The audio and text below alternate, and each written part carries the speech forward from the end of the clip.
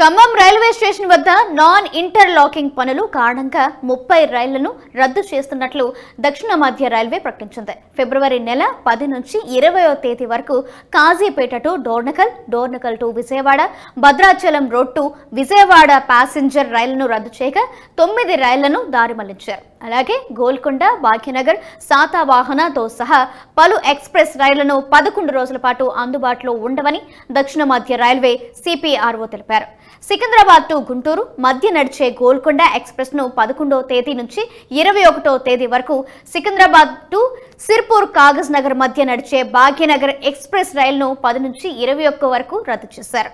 అలాగే గుంటూరు టు సికింద్రాబాద్ మధ్య నడిచే ఇంటర్సిటీ ఎక్స్ప్రెస్ ను 10, 11, 15, 18, 19, 20వ తేదీల్లో, విజయవాడ టు సికింద్రాబాద్ మధ్య నడిచే శాతవాహన ఎక్స్ప్రెస్ ను 11, 14, 16, 18, 19, 20 తేదీల్లో రద్దు చేశారు. అలాగే సికింద్రాబాద్ టు విశాఖపట్నం మధ్య నడిచే వందే భారత్ ఎక్స్ప్రెస్ ను 19, 20 తేదీల్లోని 75 నిమిషాలు, ఆదిలాబాద్ టు తిరుపతి మధ్య నడిచే కృష్ణా ఎక్స్ప్రెస్ 9, 11, 14, 19 తేదీల్లో 90 నిమిషాల పాటు ఆలస్యంగా నడుస్తుందని ప్రకటించారు.